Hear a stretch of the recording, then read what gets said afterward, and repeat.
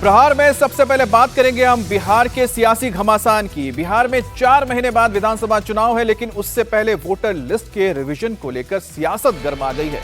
RJD समेत तमाम विपक्षी पार्टियां वोटर लिस्ट के वेरिफिकेशन को लेकर चुनाव आयोग पर सवाल उठा रही है। तेजस्वी यादव का कहना है कि बिहार में ही वेरिफिकेशन क्यों हो रहा है।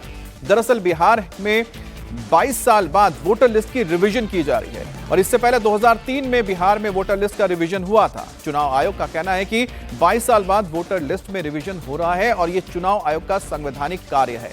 तो वहीं पर तेजस्वी यादव का आरोप है कि इलेक्शन कमीशन का यह अभियान गरीब, दलित और पिछड़े वर्ग के वोटर्स के नाम वोटर लिस्ट से काटने की साजिश है।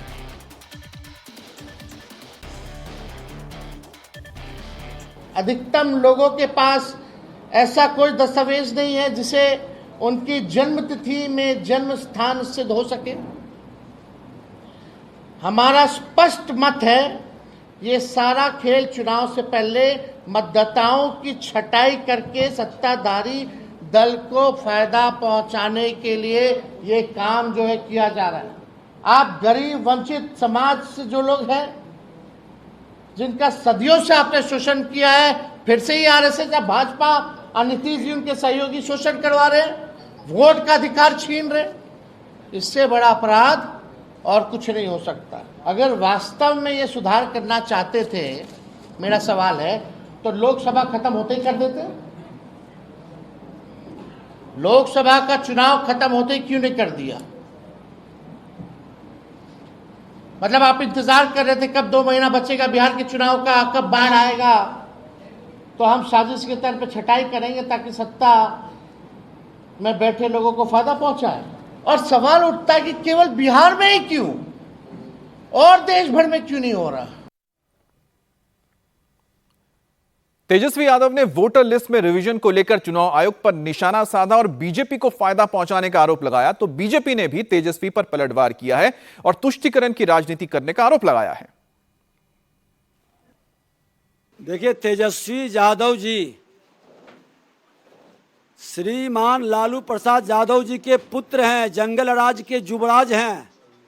ये न संविधान को मानते हैं, न लोकतंत्र में विश्वास है, संवैधानिक संस्था का बार बार अपमान करते हैं और इनकी मंशा है चुनाव हारने जा रहे हैं तो पहले से ही चुनाव आयोग के बारे में भ्रम का वातावरण बनाएं और विश्वास का वातावरण बनाएं।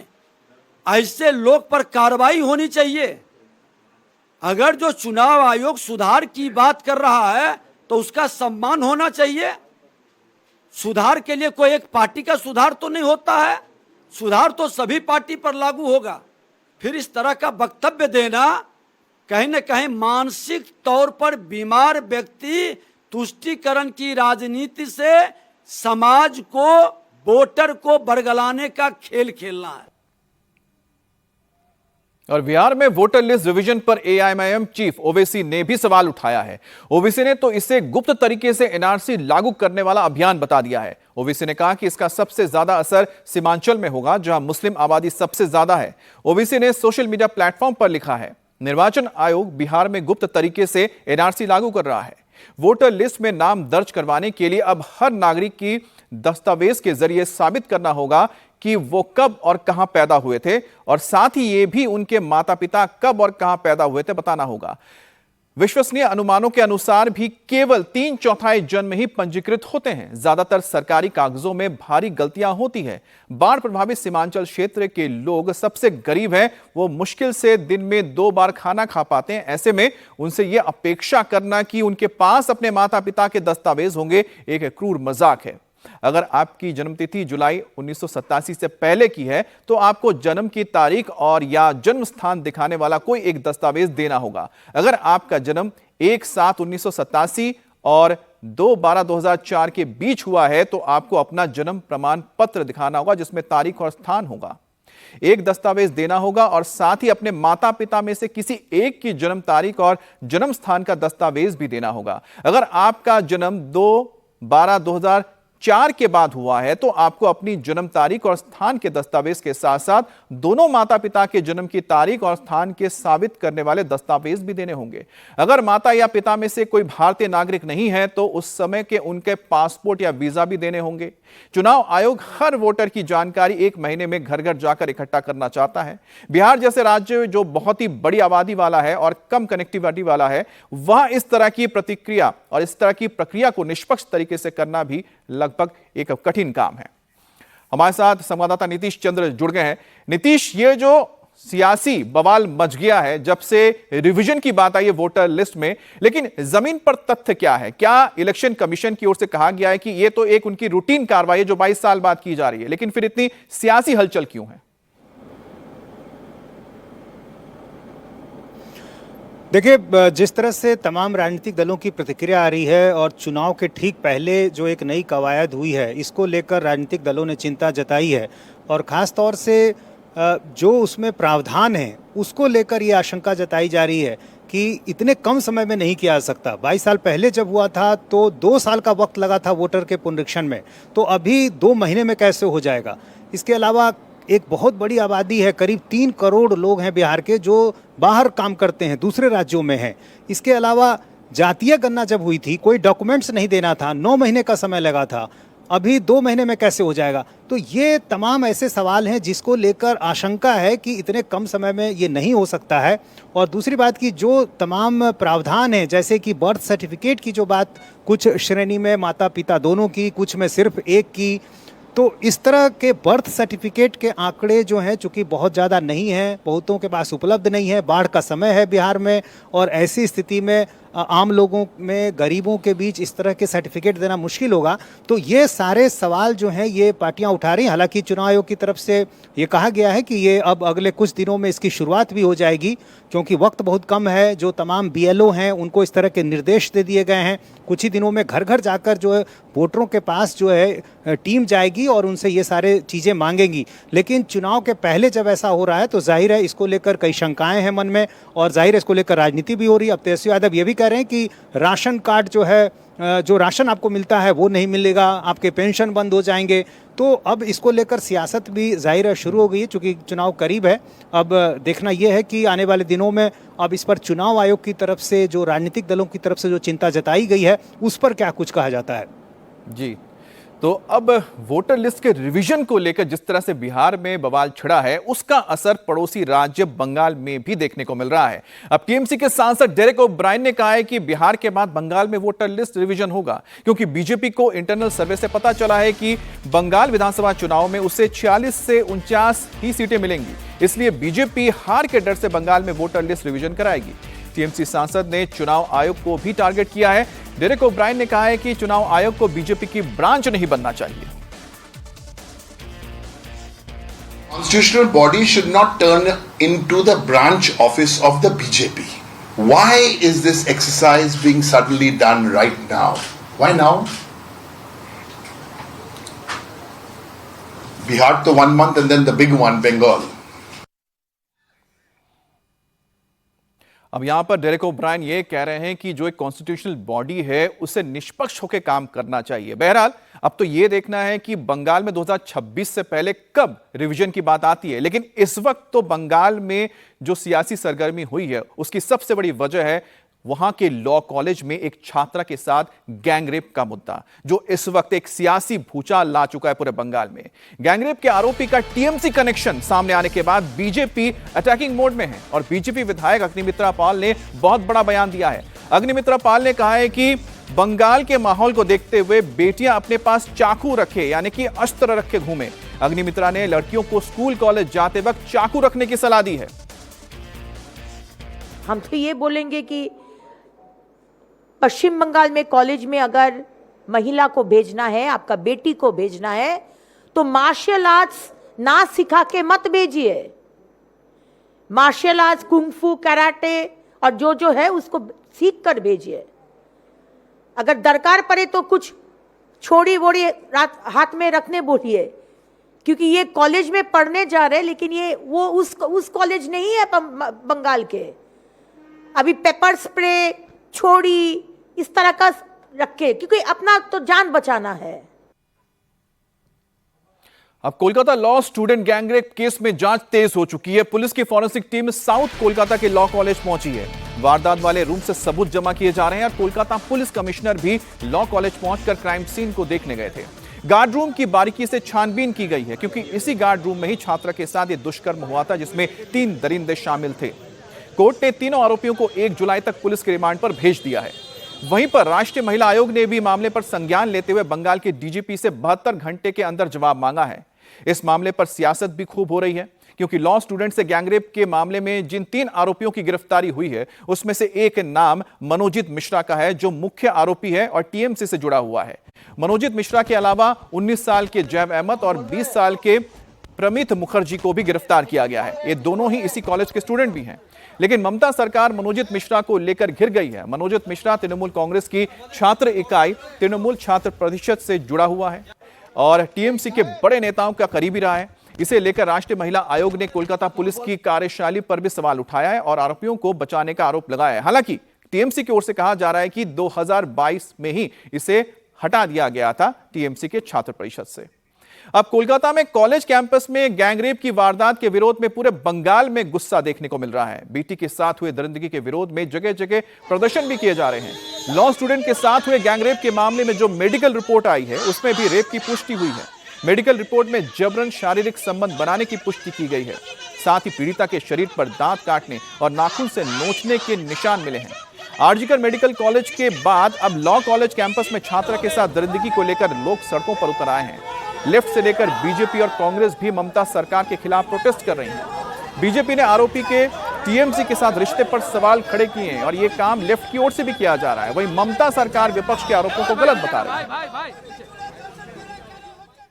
है। और तृणमूल कांग्रेस पावर में रहेगी तब तक होता ही रहेगा ऐसे एक के बाद एक रेप की घटना, क्योंकि आरजीकर की घटना घटी। सारे घटनाओं में आप देखेंगे कि ममता बनर्जी ने हमेशा और उनकी सरकार ने कोशिश की है कि रेप की घटना को दबाने के लिए, तो दबाने का काम जब तक एक एडमिनिस्ट्रेटिव हेड करता रहेगा आपकी स्टेट में, तो उस स्टेट में एडमिनिस्ट्रेशन क्या रहेगा, या एडमिनिस्ट्रेशन का डर जो गुंडा है, जो बदमाश है, जो रेपिस्ट है, उनके दिमाग में है ही नहीं डर। क्योंकि जानते हैं ममता बनर्जी उनकी पार्टी है बचाने के लिए। 3-4 लोगों को जो एक्यूज है पकड़ा गया, सारे तृणमूल से रिलेटेड है। तो तृणमूल तो मतलब खून, रेप, चोरी, इन तीनों में एक्सपर्ट है। ये पार्टी सत्ता में है लेकिन हम लोग छिपे नहीं हैं। ये 12 घंटा कंप्लेंट जब आई, कोलकाता पुलिस ने तीनों को पकड़ लिया है। दूसरी बात, आज हमारे छात्र परिषद के सभापति भी इस प्रेस कॉन्फ्रेंस में साफ खुलासा किया है कि 2022 वाली भी जो कमेटी थी उसमें ये शख्स लोग कोई भी नहीं थे। राजनीतिक उद्देश्य है, भारतीय जनता पार्टी या कांग्रेस बोली या सीपीएम, एसएफआई, ये लोग सब जो है एक राजनीतिक उद्देश्य को लेके चल रहे हैं। उनको कोई हमदर्दी नहीं है पीड़िता के संग। और आप मान लीजिए आप ये कहना चाहते हैं कि तृणमूल कांग्रेस छात्र परिषद अपने बच्चों को या स्टूडेंट्स को बोल रहे हैं कि जाओ बलात्कार करो। ये कहाँ, ये क्या, किस तरह के वाहियात इल्जाम है। आरजीकर को सामने रखते हुए जहां जहां सुरक्षा में खामियत थी, उन सुरक्षा के खामियत को पूरा करने के लिए इस राज्य सरकार ने, ममता बनर्जी ने कदम उठाया। अब कोलकाता गैंगरेप पीड़िता का एफआईआर रिपोर्ट भी सामने आ चुका है, जिसमें दरिंदगी की दर्द भरी दास्तां लिखी गई है। एफआईआर के मुताबिक घटना साउथ कोलकाता के लॉ कॉलेज की है। कैंपस के एक गार्ड रूम में गैंगरेप बुधवार शाम को 7:30 बजे से रात को 10 बजे के बीच किया गया। पीड़िता ने पुलिस को बताया कि मनोजीत ने शादी के लिए प्रपोज किया, लेकिन जब उसने इनकार कर दिया तो तीनों आरोपियों ने गेट बंद करके उसके साथ रेप किया। वो रोती रही, पैर पकड़कर रहम की भीख मांगती रही, गिड़गिड़ाती रही, लेकिन हैवानों का दिल नहीं पसीजा। तीनों ने उसके साथ दरिंदगी की, गैंगरेप का वीडियो बनाया और वायरल करने की धमकी तक दी। पीड़िता ने यह भी कहा कि उसे हॉकी स्टिक से पीटने की कोशिश की गई थी। कोलकाता रेप केस के तीनों आरोपियों की एक साथ पहली तस्वीर भी सामने आ गई। ये तीनों और ये आरोपी हैं, जिसमें बीच में आपको मनोजीत नजर आ रहा है और मनोजीत मिश्रा बताया जाता है, जो इस कॉलेज का, जो कस्बा लॉ कॉलेज है, इसका एक स्टूडेंट भी रहा है और तृणमूल छात्र संगठन के साथ जुड़ा भी रहा है। उसकी तस्वीरें भी लगातार अब न्यूज में और मीडिया में काफी ज्यादा वायरल हो रही हैं और दोनों इसके साथ जो नजर आ रहे हैं, ये दोनों वही आरोपी हैं जो मनोजीत के साथ गैंगरेप में शामिल थे। इस वक्त ये तीनों ही पुलिस के कब्जे में हैं। और इस वक्त मेरे साथ मेरे सहयोगी ओंकार सरकार कोलकाता से जुड़ गए हैं। ओंकार, फिलहाल पुलिस को किस तरह के सबूत मिले हैं, क्योंकि पुलिस के लिए अब सबसे बड़ा आप कह सकते हैं कि काम है कि जो सबूत जुटाया जाए ताकि जो 3 जो आरोपी हैं जिन पर आरोप लगे हैं उन्हें सजा मिल सके। देखिए, फॉरेंसिक का टीम जो है, फॉरेंसिक का टीम कल शाम को साउथ कलकत्ता लॉ कॉलेज में पहुंची थी और उसके लगातार 2 घंटे तक वो उस जगह के मुआयना लिए और जांच किए। और इस सूत्रों के हवाले से जो खबर मिल पा रही है कि इस रूम के अंदर से एक हॉकी स्टिक भी बरामद हुआ है, जो एफआईआर कॉपी में भी लिखा गया है। पीड़िता ने एफआईआर कॉपी में ये लिखा भी था कि उनको हॉकी स्टिक से डराया गया था, पीटा भी गया था। तो ये हॉकी स्टिक भी बरामद कर लिया गया है। इसके साथ साथ महिला का बाल, माथा के बाल भी मिले हैं कई सारे, तो उसको भी फॉरेंसिक टेस्ट करने के लिए ये पूरी जो चीज मिली है वो सभी को लिया गया है। और फॉरेंसिक टीम ये बात अभी जुटाने में है कि ये बाल क्या पीड़िता का ही है, ये जैसे फॉरेंसिक जांच किया जाएगा। इसके साथ साथ हॉकी स्टिक भी बरामद किया गया है। इसके साथ साथ कई सारे बोतल भी वहां से बरामद किया गया है। उसमें काफी सारे प्लास्टिक के बोतल है, काफी सारे कांच के बोतल भी है। तो सारे जो तथ्य है, ये सारे तथ्य ऑलरेडी फॉरेंसिक टीम लेके गया है। इसके साथ साथ पुलिस की तरफ से इन 3 आरोपियों को आमने सामने बैठाकर भी पूछताछ किया जाएगा कि उस रात यानी 25 तारीख शाम के 7:30 से 8:50 के बीच क्या क्या हुआ था, कैसे हुआ था, ये पूरी जांच आमने सामने बिठा के भी किया जाएगा। इसके अलावा और एक इंफॉर्मेशन दे दूं कि पिनाकी बनर्जी जो कि उस समय गार्ड के तौर पे उस जगह पर थे, उनको भी पुलिस हिरासत में ले ली है और उनको लेकर उनको भी पूछताछ किया जाएगा। उनको पहले आज मेडिकल करवा के कोर्ट में पेश किया जाएगा और कोर्ट में पेश करने के बाद अपने हिरासत में लेने के लिए कोर्ट से मांग भी किया जाएगा। तो उन पिनाकी बनर्जी से भी पूछताछ किया जाएगा कि उस दिन वो क्या कर रहे थे जब ये लड़की, ये पीड़िता जब लगातार रो रही थी, लगातार डर के मारे वो बाहर जाने की कोशिश कर रहे थे, तब देखा कि मेन जो गेट है वो गेट में ताला लगा हुआ है। तो उस समय वो कहाँ थे, ये सारे के सारे बात पूछताछ किया जाएगा। इसके अलावा जो मेन गेट पे जो सीसीटीवी कैमरा है उसको भी उसका जो जितने भी फुटेज है वो फुटेज भी कस्बा थाने की तरफ से लिया गया है। उस सीसीटीवी फुटेज को भी जांच पड़ताल किया जाएगा। और जैसे कि पीड़िता ने कहा है कि जब ये पूरी घटना हुई, पूरी वारदात हुई, तब वो दोनों यानी कि प्रमित मुखोपाध्याय और उसके साथ साथ उनके और एक साथी जैब अहमद, वो दोनों बाहर में थे और वो गार्ड दे रहे थे। तो उसका सीसीटीवी फुटेज भी आना चाहिए। तो ये सारी जो बातें हैं ये पुलिस कड़ी से कड़ी मिलाने की कोशिश फिलहाल जुटे हुए हैं, क्योंकि 1 तारीख यानी कि 1 जुलाई तक पुलिस को रिमांड मिला है। तो ये रिमांड में ये पूछताछ किया जाएगा कि आखिर हुआ क्या था घटना। पीड़िता ने जैसे अपने दर्द भरे बयान दिया है, उस बयान से ये तो साफ हो जाता है कि उनके साथ भयंकर दरिंदगी की गई है। तो ये सारी बात आमने सामने पुलिस और जांचकर्ताओं पे है कि वो कितनी मुस्तैदी के साथ ये सारे सबूत जुटाते हैं और इन्हें कोर्ट के समक्ष रखते हैं ताकि जो आरोपी हैं उनके खिलाफ कड़ी से कड़ी सजा हो सके और साथ ही साथ जो पीड़िता है उसके परिवार को इंसाफ मिल सके। अब खबर हम दिल्ली की करते हैं। दिल्ली में गीता कॉलोनी के पास यश नाम के एक लड़के की चाकू मारकर सरेआम हत्या कर दी गई। अब पुलिस ने इस मामले में 3 आरोपियों को गिरफ्तार किया है। यश की हत्या में लकी, अमान समेत एक नाबालिग भी शामिल है। तीनों ने मिलकर यश के साथ कल इस घटना को अंजाम दिया था। कल रात हत्या कर दी गई थी। जब यश अपने भाई के साथ स्कूटी से किसी काम के लिए जा रहा था, तभी उसकी स्कूटी की ये जो आरोपी है उनके साथ टच होने से झगड़ा हुआ और जिसके चलते यश के साथ दूसरे लोग बहसबाजी करने लगे और कल रात को ही आरोपी के घर गुस्साए लोगों ने तोड़फोड़ की। यश शर्मा हत्याकांड में पुलिस ने 2 आरोपियों को गिरफ्तार किया है, जबकि तीसरा नाबालिग है उसको भी अप्रहेंड कर लिया गया है।